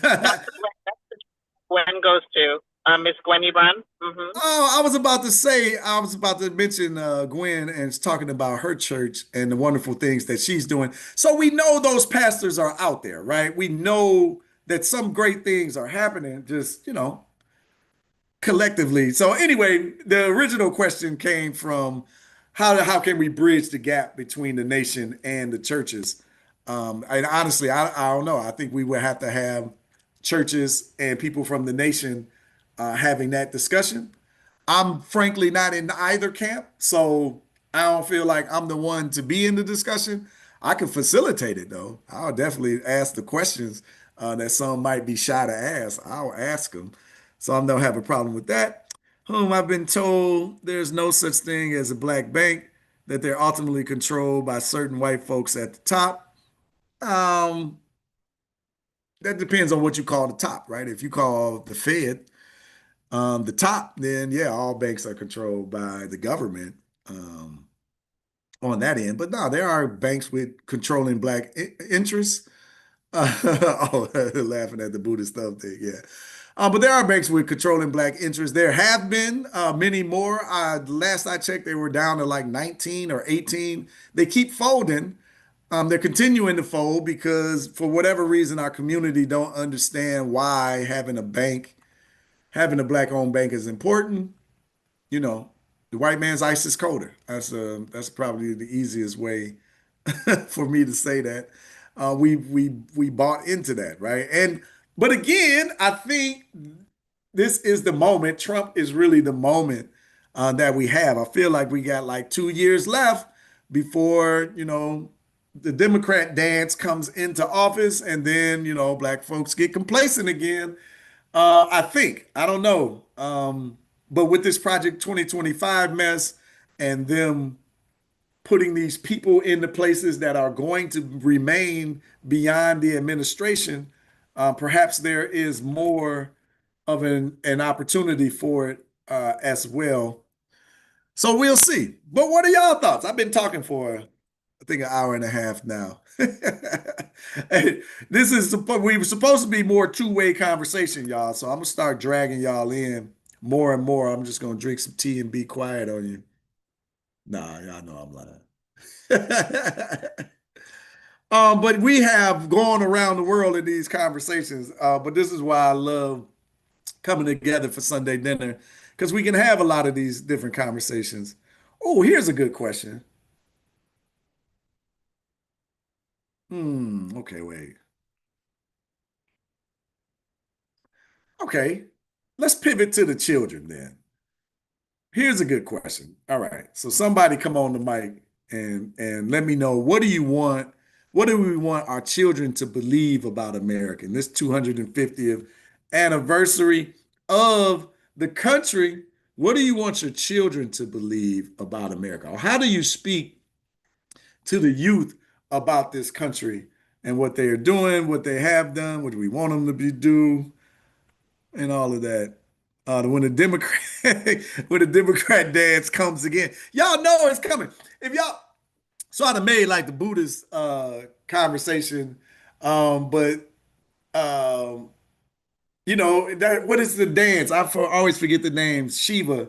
So it's like the dance of destruction, right? They come in and then like you got the one face on one side, and then it basically destroys the universe. But when she turns, it's the other face, and then it starts all over again, the universal cycle of existence. But this is kind of the same thing in politics, right? So you got the Republicans doing their thing, and then here comes the Democrats to dance in the next era, right? Not a chance, Freddie. Being quiet. Somebody knows me. Right? It's not a chance. It's not a chance. Um, but yeah, but that, I mean, the Democrats gonna dance in the office, man, and then we're gonna act like, oh, here we go again. We gotta wait, we gotta wait, we gotta wait, we gotta see what's gonna happen. And Claude Anderson, we should just have a discussion on Dr. Anderson. I wonder, can we get Dr. Anderson? We should probably be able to get to Dr. Anderson. But he's been saying like we're in trouble once we become a permanent minority. Yeah, he's been saying this for 40, 50 years, y'all. If you've never read any of his books, go get Powernomics. Black Labor, White Wealth is another great read. But he's been talking about our population numbers dipping below the Latino population, which they are larger than us now. They have more money than us. They like we're spending like I think we're generating almost 2 billion annually. They're somewhere in the 4.3 billion dollar. I said bill. Is it billion or trillion? I'm sorry, 2 trillion. They're in like the 4.3 Brilliant. trillion. Yeah, $1 trillion area and growing. They're voting, and they're voting. They're not voting for one party, right? They votes are up for grabs. So they voted.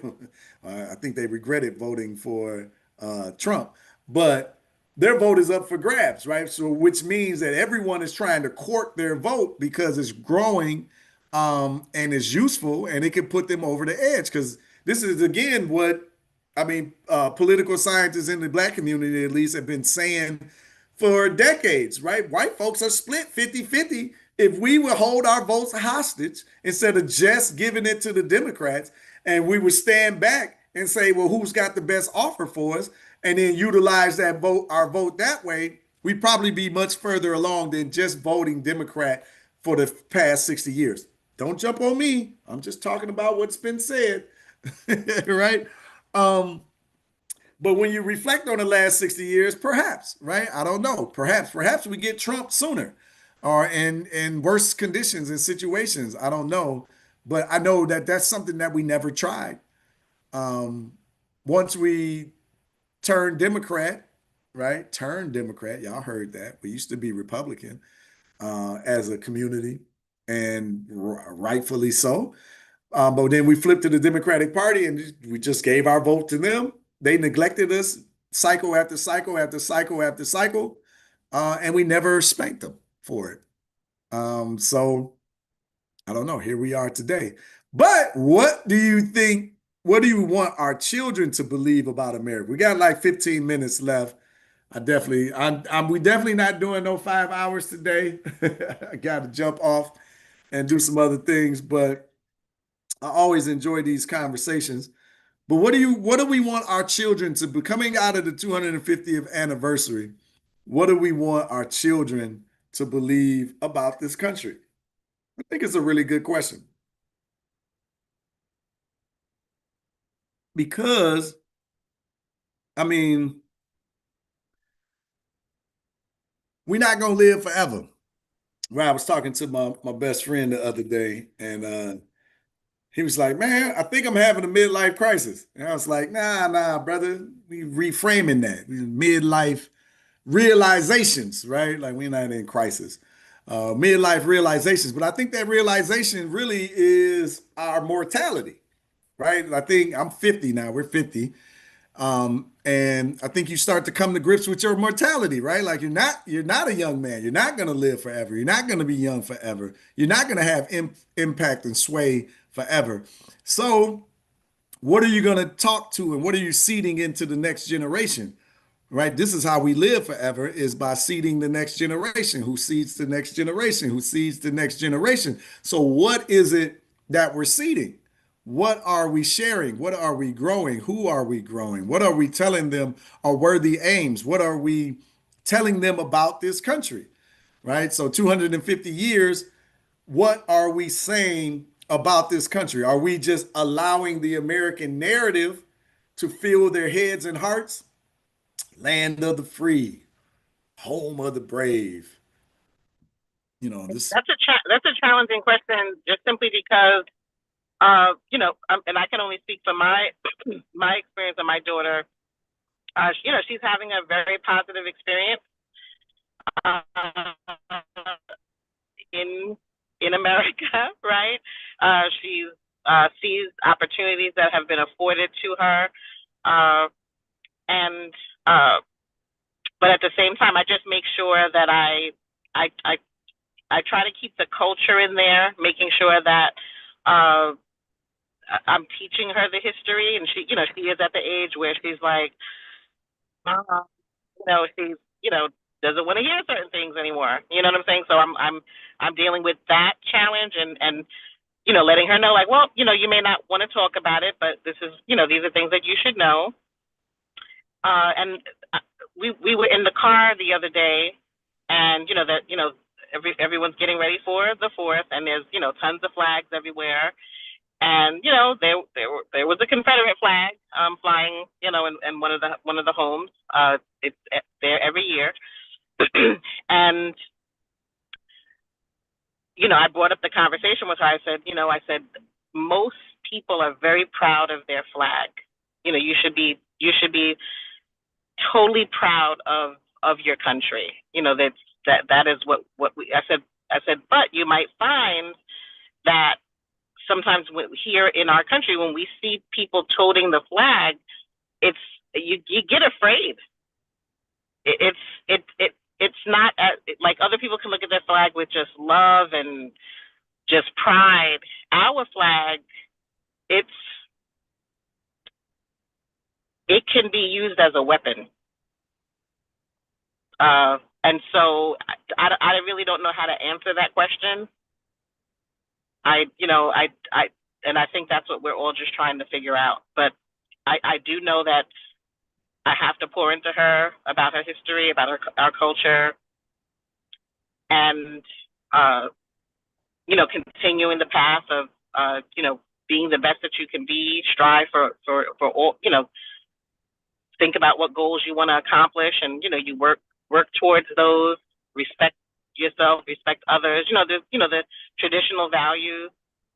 But that's a really, really good question, and I don't think there's one simple answer for it.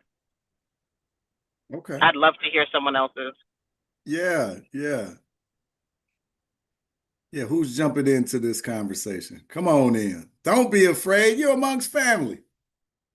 You're amongst family, right? Not exactly what you asked, but in my mind, I want them to feel safe here. That seems to be a tall order to fulfill right now. Yeah, LD, that's real. Want them to feel safe. Whew. Um,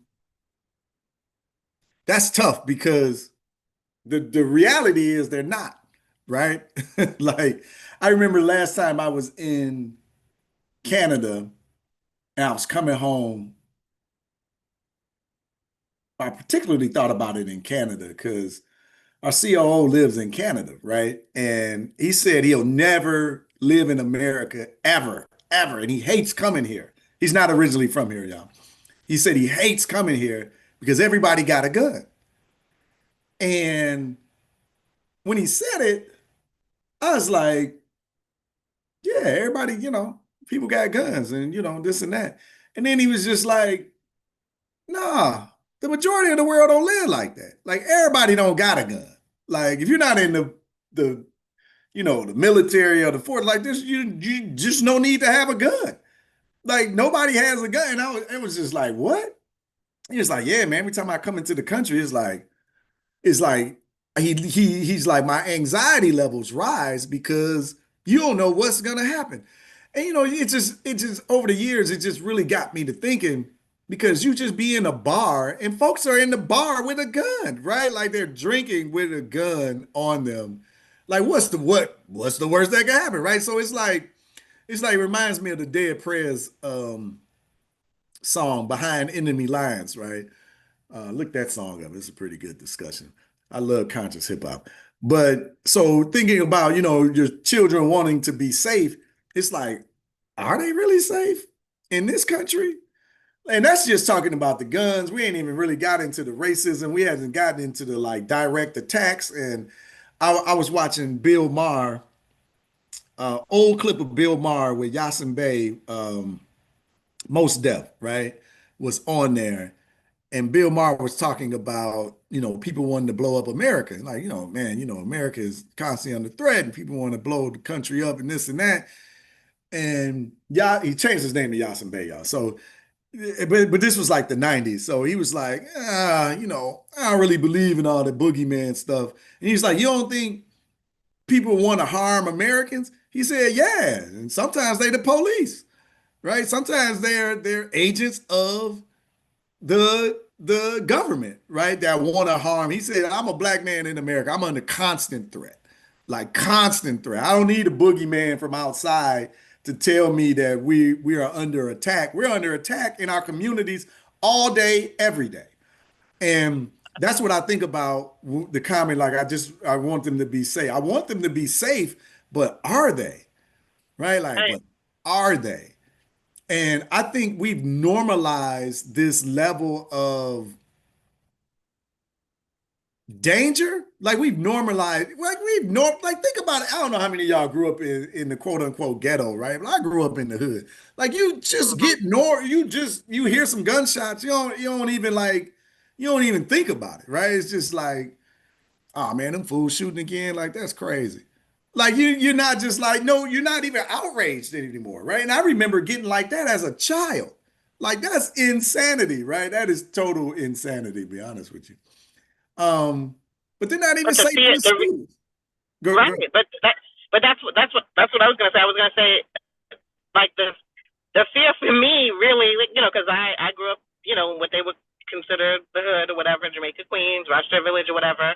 A lot of working class families, but urban living and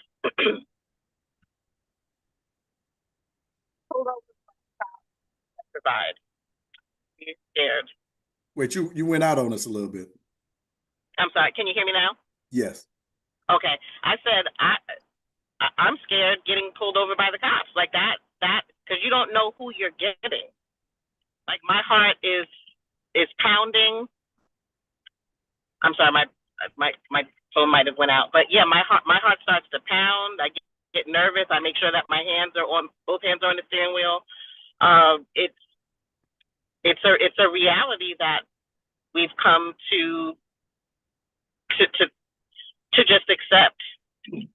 And when I see certain shows and you see how other people are handled by the police and they're not being respectful of them and they handle them with kid gloves. But yet with us, and it doesn't matter if you're a woman, it doesn't matter if you're a teenager, it doesn't matter. It's not just black men, and it's a real fear, right? And so, yeah, safety is a big thing. That's I guess that's what that's the part of the flag part that I was saying. Like when I see the American flag, it doesn't make me feel safe. I don't feel safe. It's almost like, okay, who, because most of a lot of I don't want to generalize, but a lot of people who are hardcore patriots are, a lot of them are racist, very racist. Mm-hmm. Mm-hmm. So, there's that. Yeah. And it's like they've adopted the American flag from the Confederate flag. Like that's the energy that comes behind the pickup truck with the flag blowing in the wind. Well, they used to do that with the Confederate flag. So it's just like it's just the shift, right? So now they don't always say it in your face, right? It's just like when you're purging voters from the rolls, you don't always just say black folks can't vote, right? You put up a literacy test. You put up a different hurdle. You do this. You move the polling places. You close it. You put ice at the polling centers to deter people from going, right? Like you do other things than say you're not allowed here. So it's just kind of like the changing narrative, or at least it seems anyway. But I think optimistically, um, I think we still got to be optimistic, right? So I think the conversation that Obama had when he was running about hope, I think it's still got to be a thread that we weave through our children. Like, and we gotta talk. Okay, I'm trying to answer directly to my question. What do we want our children to believe about America? I want our children to believe that America's best days are ahead of her, are ahead. Now, I don't want our children to be delusional, right? I want our children to be global citizens. If I could speak anything into the next generation, I want them to be global citizens. I want you to have your American passport. I want you to get several other passports. I want you to be able to understand how to navigate and operate in the world around us.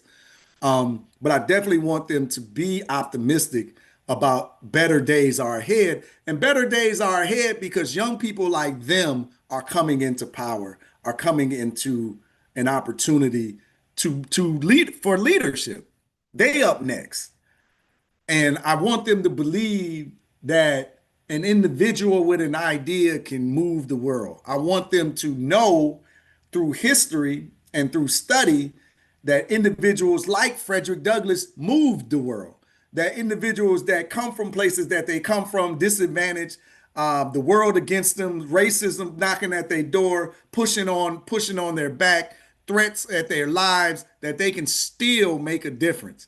They don't have to cower, they don't have to be afraid, and they can organize their friends, their families, and like-minded people to make a difference, not only in their lives individually, but in the lives of those around them.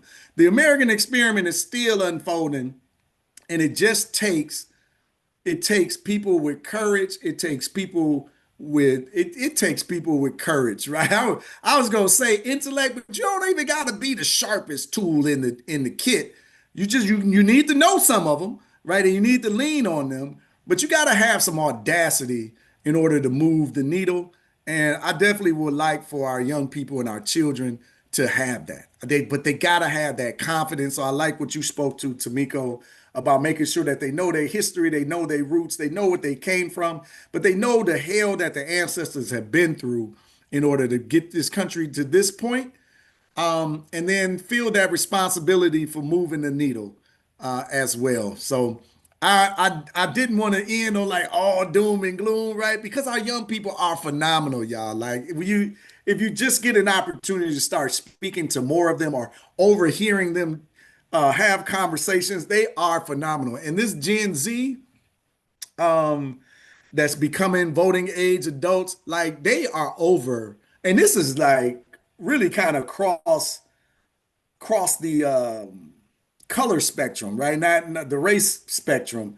Like the young people are like really kind of over all of this old guard, white misogynistic racism. Like they are like moving beyond all of that. They are growing up in an era that's normalizing everything under the sun in their world, right? You got to remember, a lot of us, we're not in their world. They're using Discord and like these different social networks. Like I don't even know the name of them. I can't keep up, right? So they're having conversations that we are not privy to. So I just think that we need to continue to seed hope and optimism into them, love, compassion, humanity. Um, I want them to think that America is better than what it has been, or it can be better than what it has been.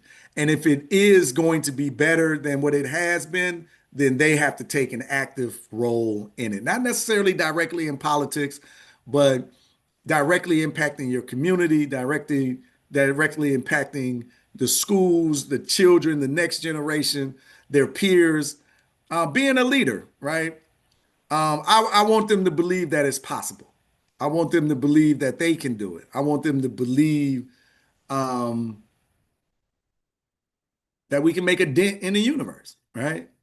Yeah, that's where I'm at on it. Great reminder for that's a great reminder because I was literally just having a conversation with my friend today. Her son is 3 years old, but you would think that he's 52. He's that smart and he's so wise and he's the generation alpha. They're going to change. They're the ones that are going to change the world. they're the ones who are, they're empaths. They're just, it's like literally they're like little gods that have come to the earth, and I believe it because it's not only him. It's like every time I meet someone, just these little toddlers, they're like they're old souls, and that that of course our Sankofa children give us hope, but like meeting them as well, it's like okay, all right, like we're gonna be okay. And like you said, this is just straight across the board. It's not necessarily just it has nothing to do with race. It's just these amazing new humans. Yeah. Yeah. And they are interacting like as bad as the internet is, and I know I started this off dogging the internet. We're causing division amongst a lot of us, but they're growing up with friends all over the world. Like it's hard to be a stone cold racist when your friend circle look like everybody, and Right. you really enjoy them, and you really like what.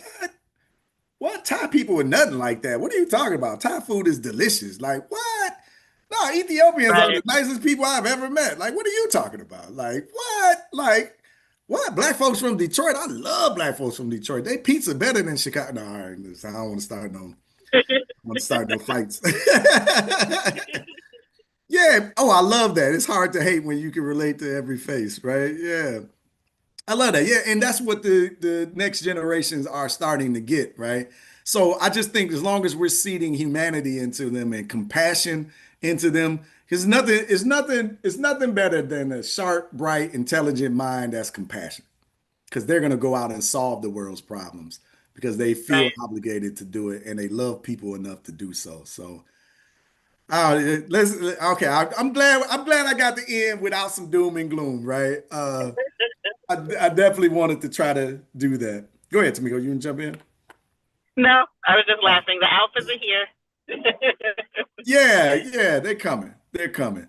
So all right, I'm gonna get out of here, right? But hopefully y'all enjoyed Sunday dinner today. We got our new Sunday schedule coming up every Sunday, um, 3 p.m. Eastern 3 p.m. Standard Eastern Time. Standard Time. Yeah, let me get it right. So Sankofa Sundays every Sunday, 3 p.m. Eastern Standard Time. Just check in, make sure that you check your emails. Um, first first through third Sundays of the month, we'll be on YouTube. Fourth Sunday of the month, we'll be here for Sunday dinner. Again, first Sunday is the Sankofa Report.